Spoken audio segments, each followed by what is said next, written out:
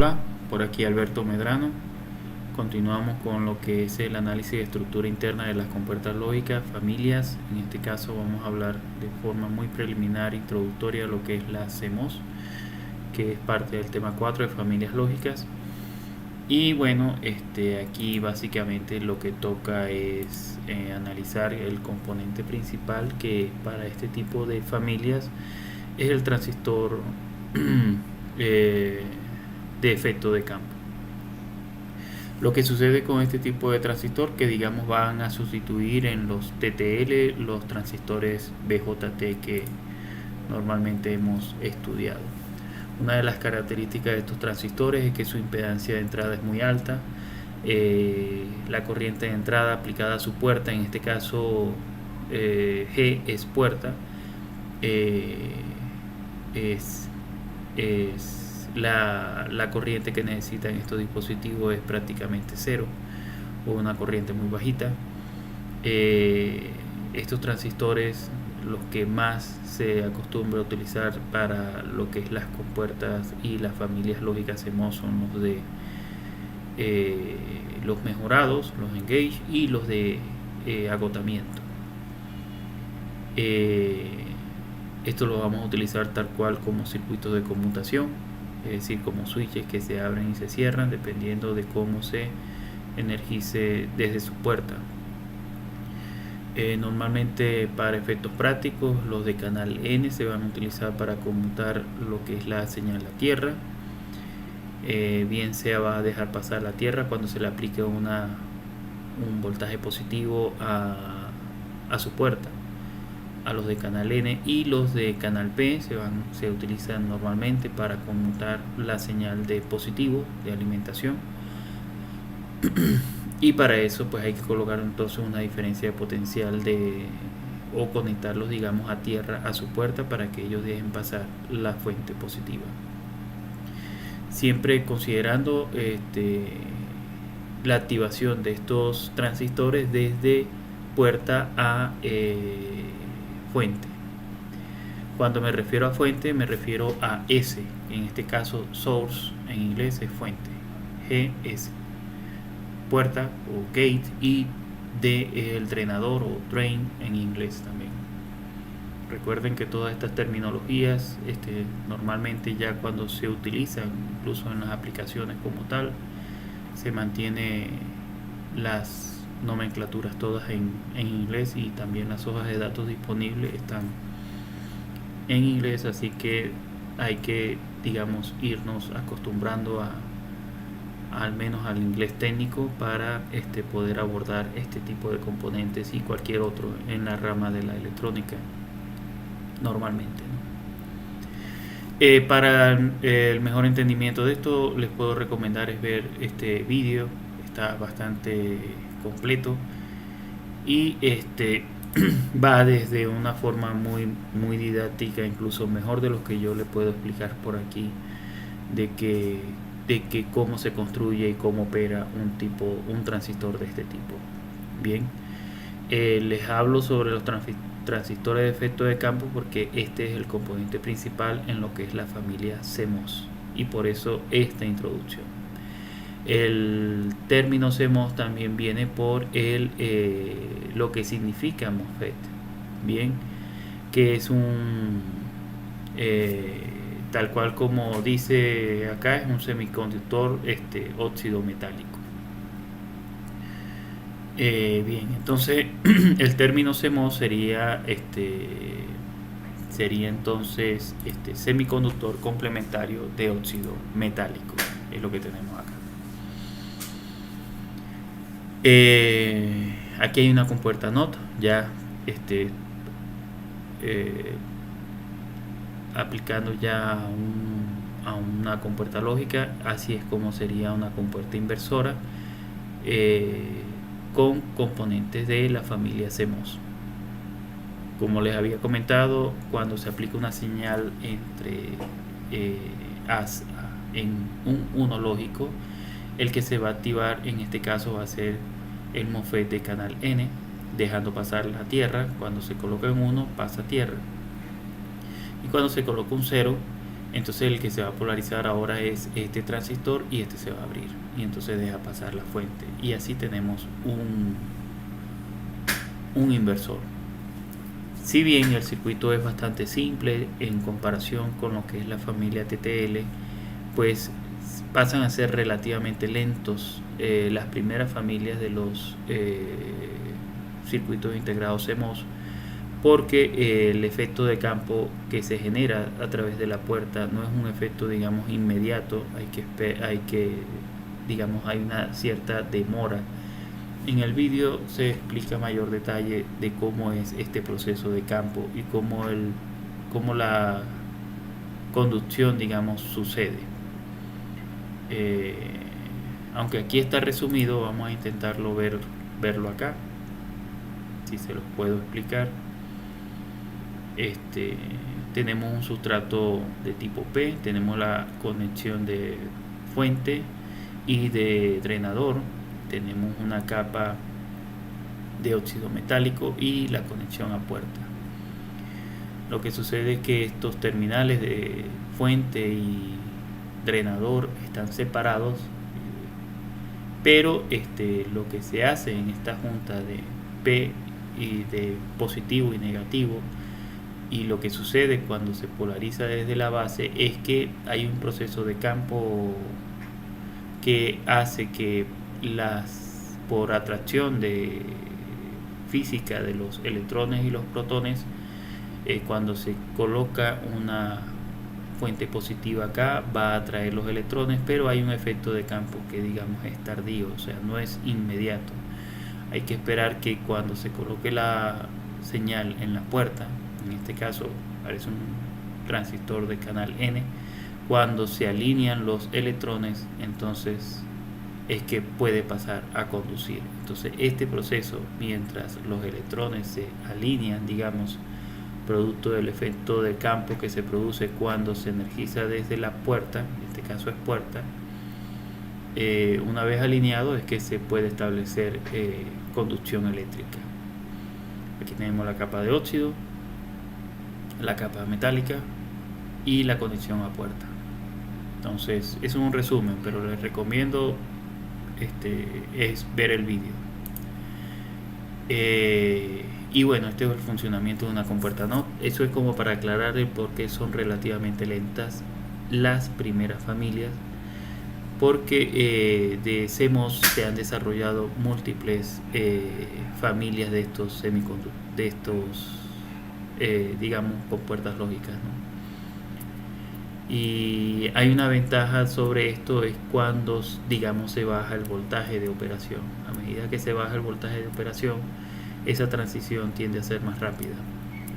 Entonces digo que son relativamente las primeras familias son las lentas porque son las que operaban a mayor voltaje. ¿Qué tenemos por aquí? Bueno, este funcionamiento de esta familia lógica incluso puede ser con un voltaje variable a lo largo de 3 a 15 voltios. En algunos casos se soportan hasta 18 voltios dependiendo del fabricante que ofrece el componente. Son compuertas muy sensibles a cargas estáticas, dado que operan con muy bajo voltaje, pues las cargas estáticas tienden a dañarlo, sobre todo si estamos acostumbrados a manipular estos componentes directamente con las manos, sin ningún dispositivo o accesorio que te permita trabajar o descargarte efectivamente antes de manipular estos componentes. Hay que tener cuidado con los CMOS, son altamente sensibles a la estática, ¿no? Y se pueden dañar.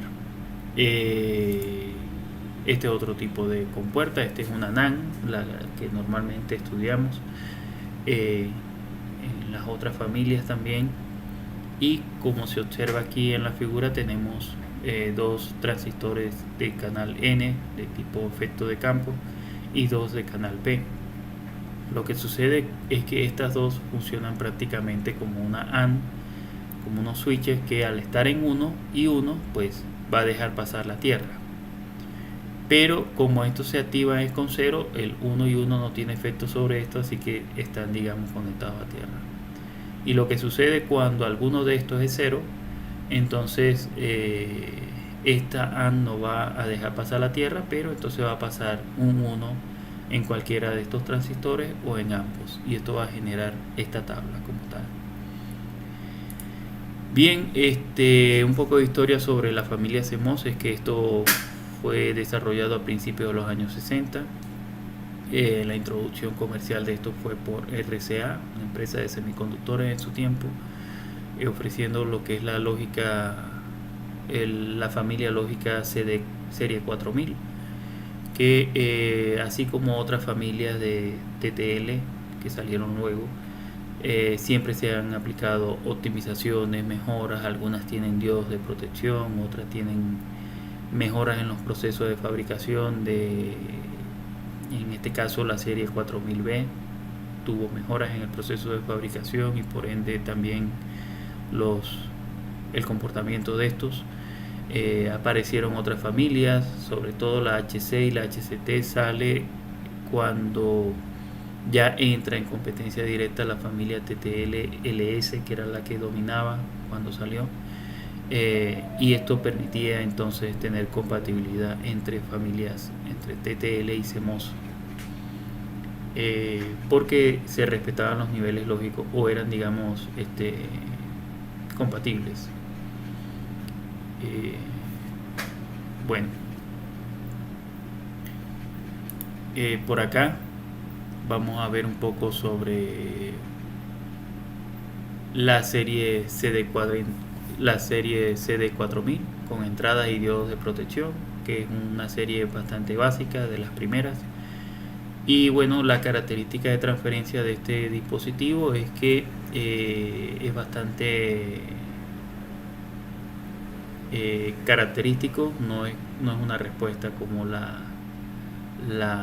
TTL, que tiene una, digamos, es dispareja los valores en la que se reconocen los altos y los valores en la que se reconocen los bajos. En esta tenemos una zona de margen de ruido bastante amplia, pero los niveles de voltaje son, digamos, riel a riel, o sea, de extremo a extremo. El bajo está bastante próximo al cero y el alto está bastante próximo al voltaje de alimentación, dejando un amplio margen de ruido, en la cual no se recomienda colocar ningún tipo de señal. Eso también, digamos, le da demora, porque esperar a que se estabilice la señal hasta esos niveles tan estrechos pues implica que hay que tener un tiempo de retardo alto. Por eso es que se considera también que esta familia es bastante lenta. Como se observa acá en la figura, los niveles de entrada se ajustan perfectamente al voltaje de alimentación, por eso es que puede incluso trabajar con voltajes variables, esta familia en particular. Como toda familia, pues a partir de esta también se proponen mejoras que permiten optimizar eso. Algunas compuertas de la serie 4000 vienen con entradas Smith Trigger, que esta también permitían optimizar la característica de transferencia de esto, haciéndolo más, digamos, lineal y más cortado, digamos, lo que es el reconocimiento del bajo y el alto lógico. Aquí hay normalmente en algunas diapositivas yo coloco algunos manuales de interés en la que, digamos, extraigo alguna información. Y si observaron en la figura anterior, lo que el diagrama simplificado de entrada de apenas tiene diodos de protección y está directamente en la compuerta NOT. En esta solo el diagrama de entrada es una Smith Trigger, que en este caso es una Smith Trigger que tiene dos niveles de umbral, tiene un umbral superior y un umbral inferior, en la cual primero la señal pasa a través de este Smith Trigger y la salida de es la que va, digamos, a los transistores, a los de carga, ¿no?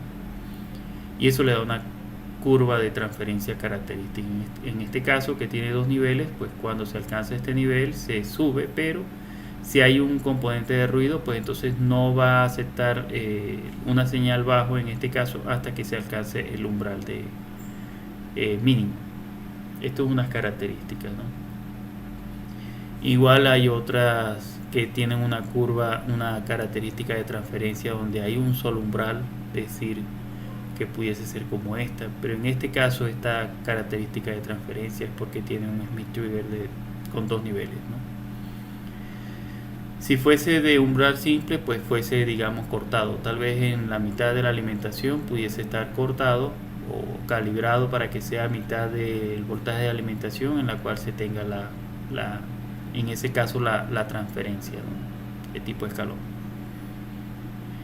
Algunas familias como tal también una de las características importantes en este tipo de transistores de efecto de campo es tal cual cómo se construye, el efecto de qué tan separados estén los sustratos estos y qué tan ancho sea la superficie, digamos, en la cual o la región que ocupa la puerta, también va a cambiar el comportamiento de esto. De hecho, algunas familias el cambio significativo que tiene es tal cual cómo se construyen estos transistores. En esta siguiente, pues lo que se puede observar es cada una de las familias. Aquí no está la estándar clásica, la CD4000, están las que se han desarrollado luego. Y como ven, a medida que se van creando nuevas series, en CMOS lo que se ha hecho es para bajar el tiempo de propagación, bajar esos retardos, lo que se hace es que se operan estos dispositivos a menor voltaje. Y es por eso que también los transistores de efecto de campo también son altamente utilizados en lo que son los circuitos de memoria de computadoras, más que todo, pero operando a muy bajo voltaje. Estas son parte de las optimizaciones que ha tenido esta familia, considerando los niveles de alimentación. Aquí está otra gráfica, tal vez del mismo tema del anterior. El asunto es que está dispuesto de otra forma, en la cual ustedes pueden observar que solo tenemos los voltajes de referencia, de voltaje de entrada y mínimo y máximo para cada una de las familias y en qué pueden operar estas, ¿no? También hay otros enlaces en los cuales lo pueden invitar sobre estos aspectos, ¿no? Tanto voltaje de operación y qué tan lentos y qué tan rápidos son, ¿no?, cada uno de estos. Otra lectura recomendada, aquí prácticamente les puedo recomendar directamente tres. El primero, si se quiere conocer los términos básicos de CMOS y de la lógica CMOS como tal, este artículo de Toshiba está muy muy interesante. Si se quieren estudiar, por ejemplo, las series, digamos, clásicas, las primeras sería de lógica de estándar. A medida que se van avanzando las series, pues aquí hay otras de las series, digamos, o familias, digamos, intermedias que han salido.